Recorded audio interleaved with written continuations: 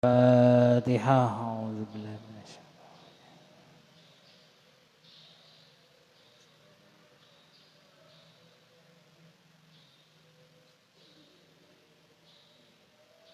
Bismillahirrahmanirrahim. Qala al-muallif rahimahullahu ta'ala wa nafa'ana bi'ulumihi fid dharaini amin.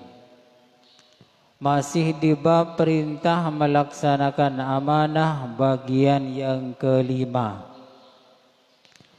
Kemarin menurut hadis riwayat Muslim sudah dijelaskan bahwa nanti di akhirat semua orang yang beriman itu bangun, bangkit dan langsung dihadapkan di pintu sorga. Cuman walaupun dihadapkan di pintu sorga harus melewati sirat, jembatan. Nah, di antara sebelum masuk melewati jembatan itu ada amanah dan silaturahim. Jadi amanah dan silaturahim ini berbentuk manusia. Nanti di akhirat itu berbentuk manusia. Pertama amanah, dua silaturahim. Kenapa dua perintah agama ini muncul di akhirat menjadi seperti manusia? Karena amanah dan silaturahim menyambung sanak famili itu adalah perintah yang sangat mulia, sangat agung dan harus dilaksanakan. Makanya dua-duanya ini nanti berdiri seperti manusia sebelum manusia orang-orang yang beriman ini melewati sirat. Jadi untuk melangkah menuju surga itu ada dua makhluknya Allah Ta'ala berbentuk manusia, yaitu amanah dan silaturahim. Artinya dua barang ini, dua perintah ini sangat penting untuk bisa selamat melewati jembatan yang sangat tajam ini. Nah, di sini dijelaskan bahwasanya ketika orang melewati sirat ini sampai begini, lemah ya. Para nabi semuanya itu salim hatta ta'jiza a'malul ibad. Jadi Rasulullah, para nabi ini semuanya mengatakan selamatkan ya Allah, selamatkan umatku ya Allah. Nah, pada saat itu amal ibadahnya manusia itu menjadi lemah. Jadi amal ibadah kita ini menjadi lemah. Lemah bagaimana? Yang sedikit amal solehnya itu menjadi kurang membantu untuk bisa lolos lewat sirat ini.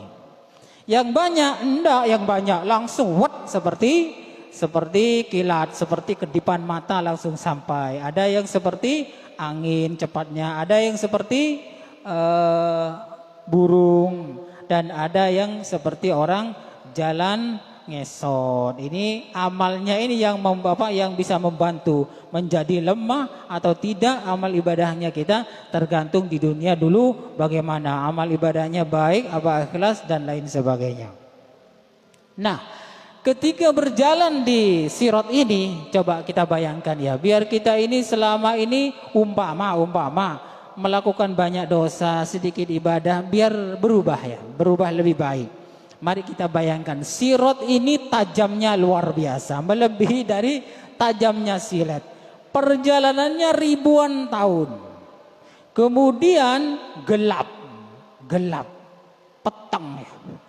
Kemudian di samping gelap, dalamnya api neraka ini, dari sirat ini sampai ke dalam itu sejauh perjalanan kaki 70 tahun. Kalau diperkirakan dengan kalkulasi keliling dunia itu seperti jauhnya keliling bumi atau keliling dunia sebanyak 100 kali. Dalamnya gelap, tajam yang kita injak.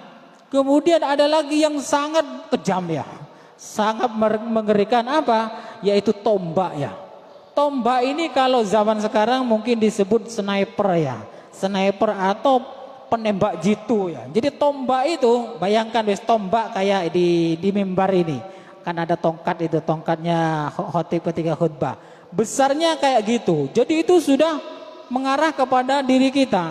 Makanya di sini amal kita itu menjadi lemah gara amal ibadah kita dulu di dunia jarang, maksiatnya banyak. Jadi akhirnya ya, kadang tekor, maksiatnya lebih banyak, akhirnya pahalanya habis ya. Jadi lemah di sini, tidak bisa membantu. Jadi tombak itu sudah siap mengarah kepada kita. Coba bayangkan ketika tombak ini diperintah oleh Allah, tembak namanya, ngena mata kita. Aduh, kayak apa rasanya ya? Kayak apa rasanya? Kena dada, kena perut, ya jatuh.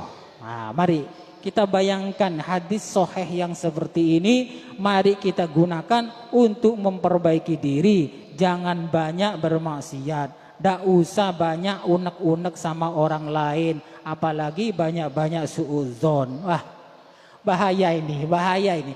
Bisa jadi ibadah kita, sholat kita berjamaah, wiritan kita, sholawatan kita menjadi lemah. Karena apa?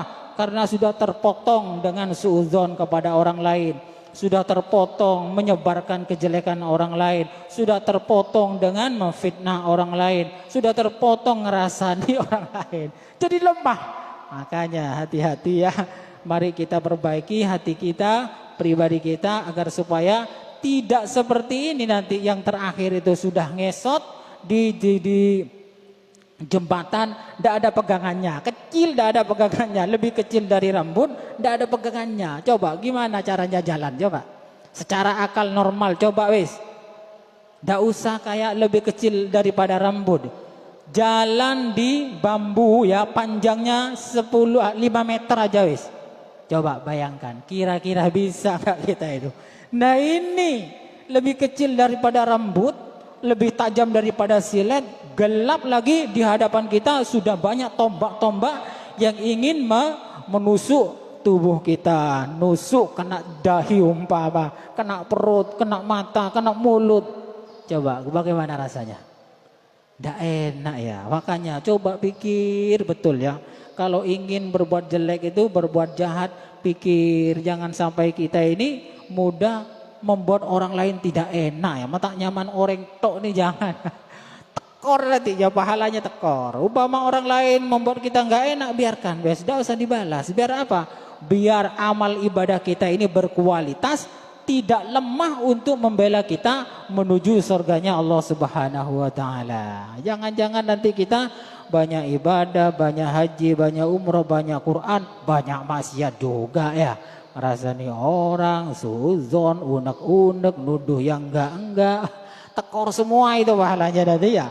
Jadi ibadahnya itu menjadi lemah, tidak bisa membantu untuk melewati sirat jembatan yang tajam, jembatannya gelap, daerahnya ribuan tahun melintasinya dan berhadapan dengan tombak-tombak yang siap menusuk tubuh kita. Coba pikir wis, ini ketika bangun dari kubur ya, di kuburan juga begitu. Ndak enak kalau amal soleh kita ini tercampur oleh amal-amal maksiat yang lain. Biar tidak tekor kemudian di alam kubur kumpul dengan bangkai ya.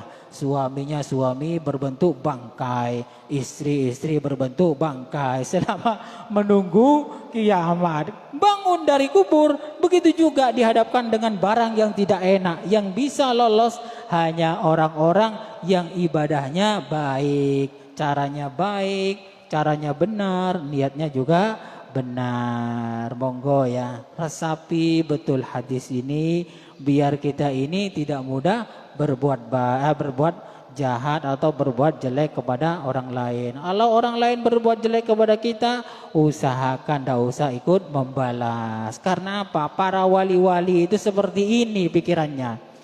Seperti ini, takut tidak selamat ya. Oh, kalau tidak selamat mau apa? Mau teriak-teriak, mau minta tolong siapa? Tidak bisa.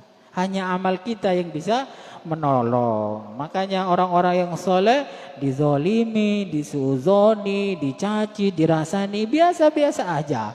Anggaplah itu ceperan untuk memperkuat amal ibadahnya, nanti membela dan menyelamatkan untuk menuju surga lewat dari sirat jembatan yang sangat mengenaskan, sangat mengerikan ya. Islah, tidak usah banyak bicara ya.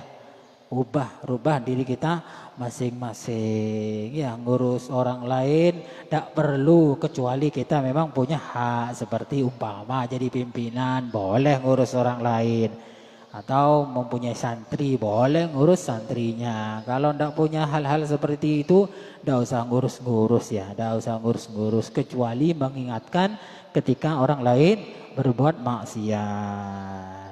Ya Allah ya, saya kalau membayangkan silet lebih tajam dari silet, kita injak langsung duas ya.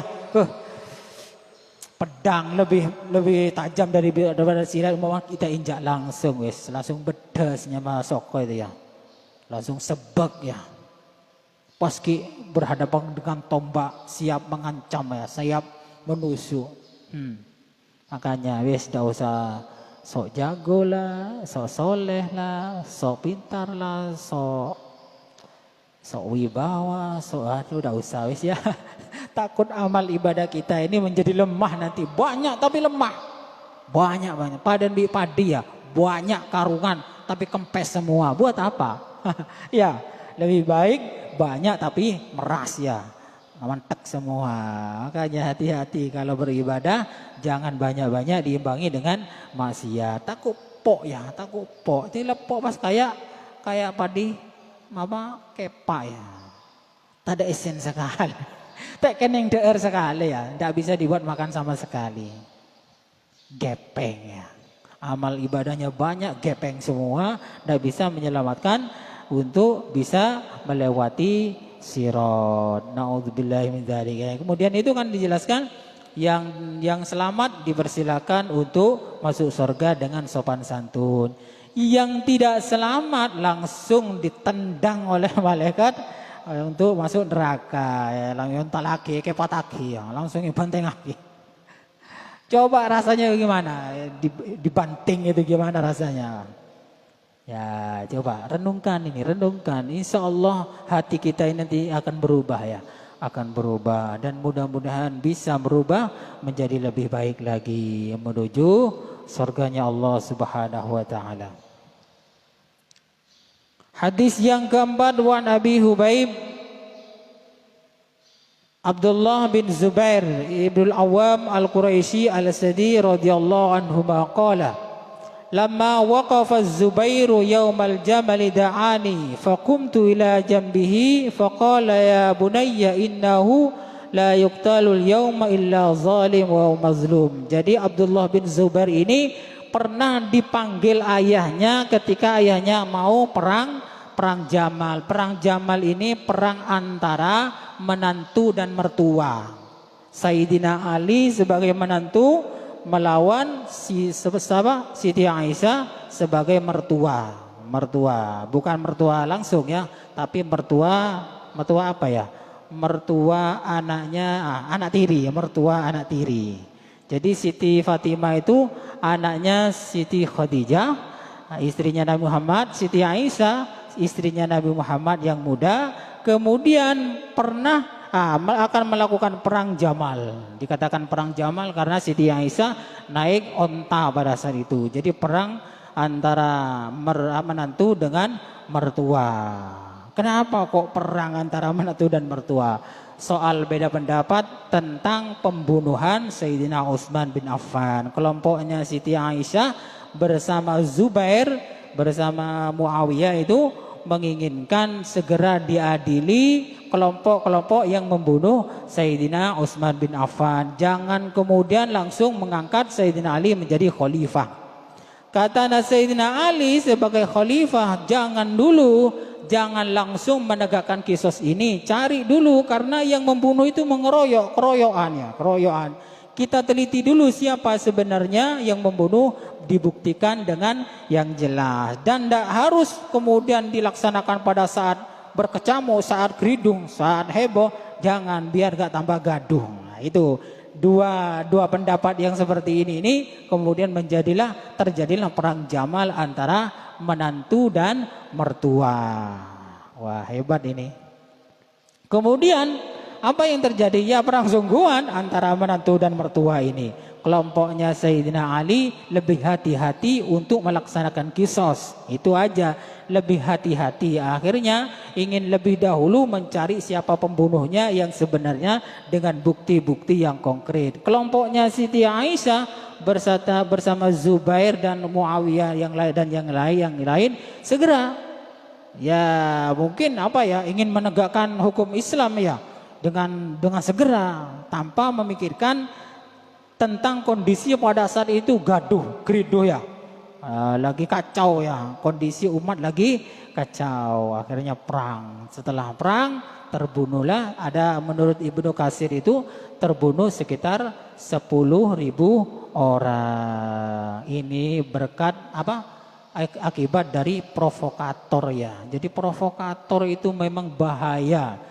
Jangankan di zaman sekarang, di zamannya para sahabat ini juga ada provokator. Tungat tuh ya, nas manasen. Sama dengan hal sekarang, ada paslon 1, paslon 2, paslon 3 ya, capres cawapres itu.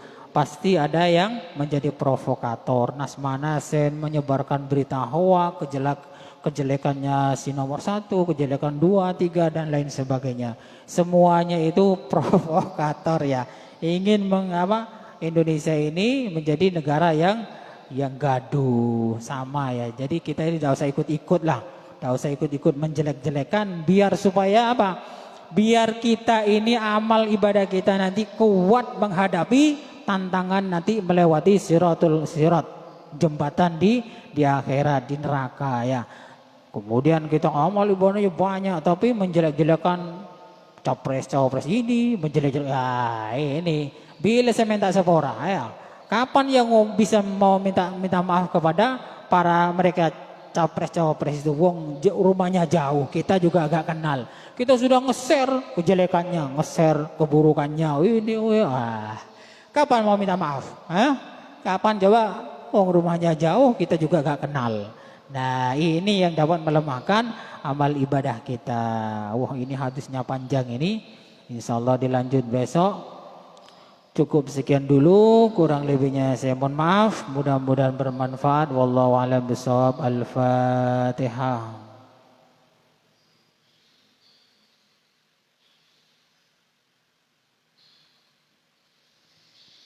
Assalamualaikum warahmatullahi wabarakatuh.